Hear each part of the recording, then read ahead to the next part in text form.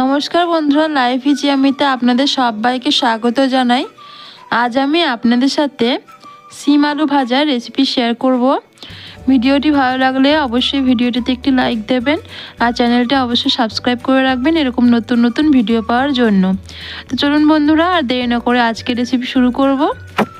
সিম আলু ভাজার জন্য আমি এখানে সিম আর আলু কেটে নিয়েছি। সিমগুলো দেখুন একটু বড় বড় করে কেটেছি, আর আলুগুলো এইভাবে লম্বা লম্বা করে কেটে নিয়েছি। এগুলো জল দিয়ে খুব ভালোভাবে পরিষ্কার করে ধুয়ে নিয়েছি।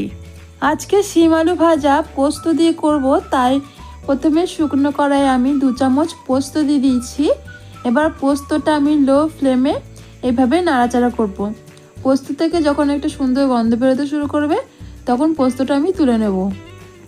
পোস্ত তুলে নেওয়ার পর কড়াইয়ে পরিমাণ মতো সরষের তেল দিয়েছি। এবার সরষের তেলের মধ্যে অল্প পরিমাণ কালো জিরে ফোড়ন দিয়ে এভাবে একটু নাড়াচাড়া করে নিচ্ছি। কালো জিরে তেলের মধ্যে একটু নাড়াচাড়া করে নেওয়ার পর এখানে আমি দিয়ে দিলাম পেঁয়াজ কুচি। এখানে ছোট সাইজের একটা পেঁয়াজ আমি কুচিয়ে নিয়েছি। এবারে তেলের মধ্যে দিয়ে পেঁয়াজটা আমি হালকা করে ভেজে নেব। পেঁয়াজ হালকা ভেজে নেওয়ার পর যে আমি আলুগুলো সরু সরু করে কেটে রেখেছিলাম সে আলু আমি তেলের মধ্যে দিয়ে দিচ্ছি। পেঁয়াজ আর আলু একটু নাড়াচাড়া করে ভেজে নেব 3-4 মিনিটের মতো। এরপর এখানে দিয়ে দিচ্ছি সামান্য পরিমাণ নুন আর দিয়ে দিচ্ছি সামান্য পরিমাণ হলুদ। এবার নুন আর হলুদ দিয়ে 3-4 মিনিট এটা নাড়াচাড়া করে ভেজে নেব। বন্ধুরা, আজকের ভিডিওটা আপনাদের কেমন লাগছে অবশ্যই কিন্তু কমেন্ট করে জানাবেন। আর ভিডিওটি ভালো লেগে থাকলে আমার ভিডিওটিতে অবশ্যই কিন্তু একটি লাইক করে দেবেন আর আমার চ্যানেলটি সাবস্ক্রাইব করে রাখবেন এরকম নতুন নতুন রেসিপি পাওয়ার জন্য। আলু 3-4 মিনিট ভেজে নিয়েছি। এবারে যে সিম কেটে রেখেছিলাম সেই সিম দিয়ে দিয়েছি। তো সিম দেওয়ার পরও কিন্তু আরও 3-4 মিনিট এইভাবেই আমি ভেজে নেব। কিছুক্ষণ নাড়াচাড়া করে নেওয়ার পর এখানে দিয়ে দিলাম নুন। আগেও নুন দিয়েছি, সেটা খেয়াল রেখে এখানে কিন্তু নুন দিতে হবে। আর দিয়ে দিলাম সামান্য পরিমাণ হলুদ। হলুদের পরিমাণ খুবই কম দিয়েছি যেহেতু আগে হলুদ দেওয়া ছিল। তো নুন আর হলুদ দিয়ে আবারও আমি সিম আলুটা খুব ভালো করে নেড়ে চেড়ে মিশিয়ে নিচ্ছি।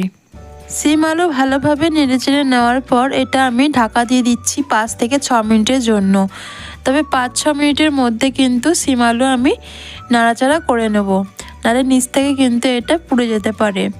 তো দেখুন 5-6 মিনিট পর আপনাদের দেখাচ্ছি এটা কিন্তু অনেকটাই ভাজা ভাজা হয়ে গেছে। 2-3 মিনিট আবারও এইভাবে নাড়াচাড়া করে নেওয়ার পর এখানে আমি 2-3টে চেরা কাঁচা লঙ্কা দিয়ে দিচ্ছি। আর যে পোস্ত আমি ভেজে রেখেছিলাম সেই পোস্তটা এখানে আমি দিয়ে দিচ্ছি। তো পোস্ত দেওয়ার পর এটা আমি আরও 2-3 মিনিট এইভাবেই কিন্তু নাড়াচাড়া করে ভেজে নেব, তবে গ্যাসের ফ্লেম লো টু মিডিয়ামে রেখে। তো দেখুন পোস্তটা দিয়ে দিয়েছি। তো পোস্ত দেওয়ার পর এটা আমি নাড়াচাড়া করে ভেজে নেব। এইভাবে নেড়ে চেড়ে নিলে সিম আলু ভাজা একদম রেডি গরম গরম ভাতের সাথে খাওয়ার জন্য।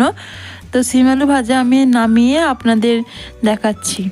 তো বন্ধুরা, এই ছিল আজকের রেসিপি। আজকের রেসিপিটা আপনাদের কেমন লাগলো অবশ্যই কিন্তু কমেন্ট করে জানাবেন। আর এইভাবে পোস্ত দিয়ে শিম আলু ভাজা আপনারাও বাড়িতে তৈরি করে খাবেন, আশা করছি আপনাদের অনেক ভালো লাগবে। আর আজকের ভিডিওটি ভালো লেগে থাকলে লাইক অ্যান্ড সাবস্ক্রাইব করে দিয়ে পাশে থাকবেন এরকম নতুন নতুন ভিডিও পাওয়ার জন্য। তো আজকের মতো এই অবধি, আবারও হাজির হব অন্য কোনো দিন নতুন কোনো রেসিপি নিয়ে। ততক্ষণ ভালো থাকবেন, সুস্থ থাকবেন, ধন্যবাদ।